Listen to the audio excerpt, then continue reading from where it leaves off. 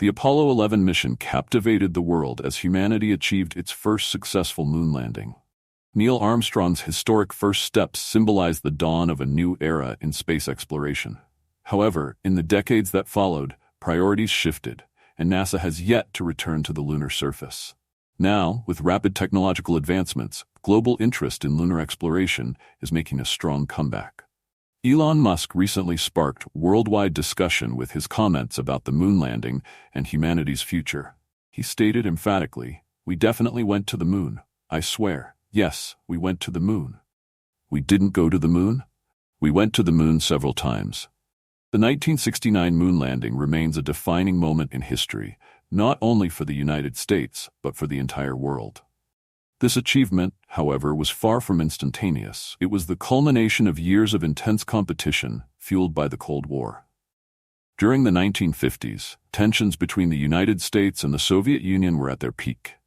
Both nations sought to assert dominance in science, technology, and military power. Space became the ultimate frontier for this rivalry when the Soviet Union launched Sputnik 1, the first artificial satellite, on October 4, 1957. This milestone exposed the Soviet Union's advanced technological capabilities, prompting the U.S. to take decisive action. In response, the U.S. established NASA in 1958, dedicating substantial resources to space exploration. This marked the start of America's determined effort to not only catch up to the Soviet Union, but ultimately surpass them in the race for space supremacy. Today, the moon landing and its legacy continue to inspire and ignite debates as humanity once again turns its gaze toward the stars. The space race reached new heights in 1961 when the Soviet Union launched Yuri Gagarin into orbit, making him the first human to travel into space. This monumental achievement marked another triumph for the Soviet space program and posed a significant challenge to the United States. Determined to reclaim the lead, President John F. Kennedy delivered a stirring address to Congress on May 25, 1961. In it, he boldly set the ambitious objective of landing a man on the moon and safely returning him to Earth before the decade's end. Achieving this goal demanded revolutionary technology, meticulous planning, and a series of missions to refine the systems required for success. NASA's Apollo program, established that same year, became the cornerstone of this monumental effort, though the journey to the moon would be far from straightforward. The Mercury program laid the groundwork by focusing on sending astronauts into space and ensuring humans could survive and operate there. Following Mercury, the Gemini program played a vital role in preparing for Apollo by testing spacecraft maneuvering, docking procedures, and extended space flights. The Apollo program officially began with Apollo 1, but tragedy struck early when a fire broke out in the command module during a pre-flight test. Despite this setback, NASA forged ahead. Apollo 7 marked the program's first successful manned mission, with astronauts demonstrating the command module's reliability in Earth orbit.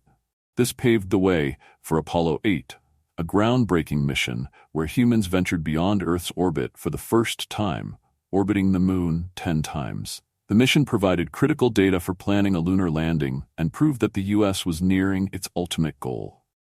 Apollo 9 tested the lunar module, the spacecraft designed for moon landings, while Apollo 10 served as a dress rehearsal for the historic Apollo 11 mission. Finally, Apollo 11 achieved the ultimate milestone, with astronauts Neil Armstrong, Buzz Aldrin, and Michael Collins forever changing the course of history. While their achievement is widely celebrated, their individual journeys offer deeper insight into their remarkable lives. Neil Armstrong, born on August 5, 1930, in Wapakoneta, Ohio, developed a passion for flying after his first airplane ride at age 6. He earned a degree in aeronautical engineering from Purdue University, served as a pilot in the Korean War, and worked as a test pilot before joining NASA in 1962. Known for his calm demeanor and technical expertise, Armstrong was an ideal choice for the Apollo program. Buzz Aldrin, born on January 20, 1930, in Glen Ridge, New Jersey, excelled academically and served as a fighter pilot during the Korean War. His doctorate in astronautics and expertise in orbital mechanics made him an invaluable asset to NASA. Michael Collins, born on October 31, 1930, in Rome, Italy, served as the command module pilot for Apollo 11, playing a crucial role in the mission, even though he did not walk on the moon. Together, these three astronauts made history with the Apollo 11 mission, securing their legacy as pioneers in space exploration. Photographs from the Apollo missions reveal shadows of astronauts and objects appearing to fall in different directions, even though the sun, as the only light source, should cast all shadows uniformly. This perceived inconsistency has led some to speculate that the photos were staged in a studio using multiple artificial light sources rather than being captured on the moon. The argument suggests the U.S. government, to avoid embarrassment or failure, may have filmed the landing in a controlled environment to achieve ideal lighting and eliminate unpredictable variables. Another common theory questions the absence of stars in the Apollo photos. The lunar sky in the images is pitch black, with no stars visible, leading skeptics to argue that the photos were taken on Earth rather than on the moon, where stars should be clearly visible due to the lack of atmosphere. This absence, they claim, points to deliberate editing in a studio to enhance the illusion of authenticity. A more technical critique focuses on the Van Allen radiation belts, regions of charged particles surrounding Earth, which are hazardous to both spacecraft and humans. Skeptics argue that the intense radiation within these belts would have been lethal to the astronauts, and that no spacecraft of the time could adequately shield them from such exposure. NASA has consistently addressed these claims with scientific explanations and evidence. For instance, the famous image of the American flag seemingly waving on the moon has a straightforward explanation. The flag was designed with a horizontal rod at the top to keep it extended. Its movement occurred as the astronauts planted it into the lunar soil and was not caused by wind, as the moon lacks an atmosphere. After being planted, the flag remained stationary due to the absence of air resistance, though its structured fabric created the illusion of fluttering.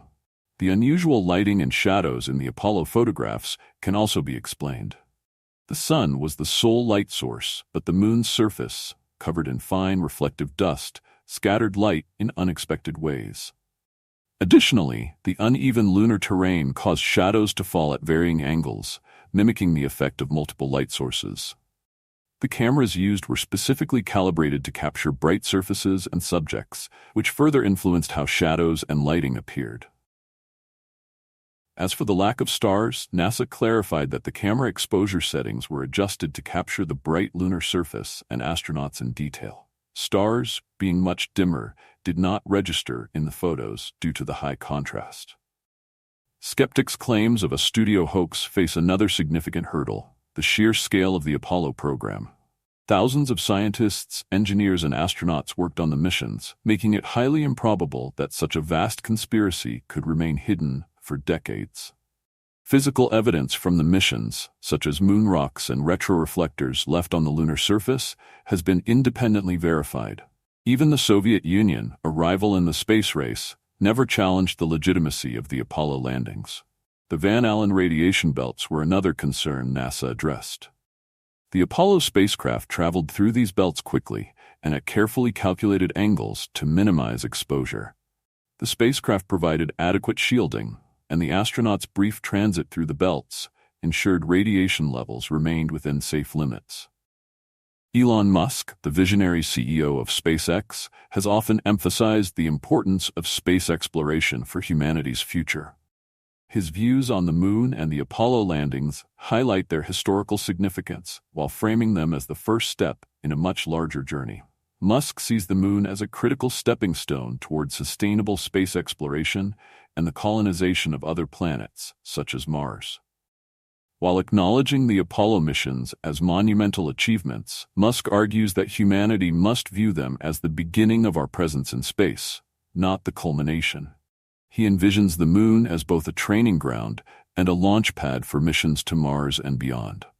Its proximity to Earth makes it an ideal location to test technologies, establish human settlements, and develop infrastructure for deeper space exploration. SpaceX has been instrumental in turning this vision into reality. The company's Starship program aims to create a fully reusable spacecraft capable of carrying heavy payloads to the moon and beyond. SpaceX has partnered with NASA for the Artemis missions, which aim to return astronauts to the lunar surface and lay the groundwork for a long-term presence on the moon.